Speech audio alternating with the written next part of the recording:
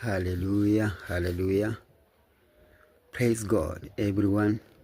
Kila mtu mwenye ako mahali pale, basi siku ya leo nawakaribisha katika neno la Mungu ambalo Mungu amekusudia kila mmoja, kila mwanadamu akajue ya kwamba kuna neno ambalo linafaa kukaa ndani ya moyo wa mwanadamu, na hili neno ndilo liko katika Biblia, na hili neno ndilo Kristo mwenyewe. Ni kwa sababu alisema pale in John chapter 1 verse 1, hapo mwanzo palikuwa na neno, na neno lilikuwa kwa Mungu, na neno lilikuwa Mungu. In the beginning there was a word, and the word was with God, and the word was God.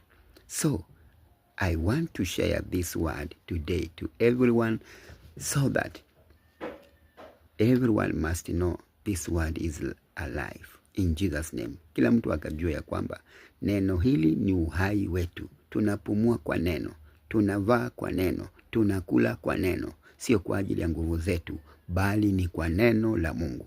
Basi nawakaribisha katika jina la Yesu. Wacha tukaweze kuomba. Baba, katika jina la Yesu tunakuinua Baba siku ya leo katika neno lako, katika ukuu wako Mfalme, ya kwamba Baba mtakatifu, neno hili linapoenda kuwazia watu, kutangazia vijana wa mama kwa wazee, Yesu wacha likabadilishe Baba mioyo zao na akili zao. Tunakemea kila roho ambaye Baba mtakatifu anapinga neno lako, elimu yote Baba mtakatifu inayopinga neno lako, katika jina la Yesu. Nasi tunainua neno lako tukisema Yesu uinuliwe, maana wewe ndio neno. In Jesus name we pray and believe.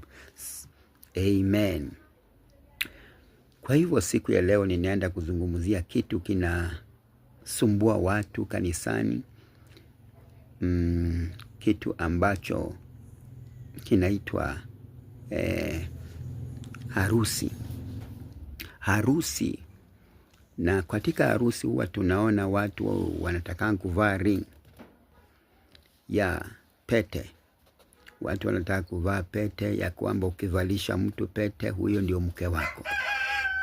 So ninaenda kuzungumzia kuhusu hiyo pete ambayo huwa watu wanataka sana kuweza kuivaa siku ya harusi. Kwa hivyo pete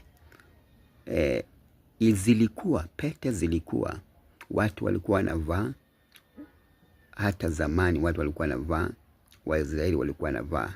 Lakini tunaona ya kwamba Waisraeli walipo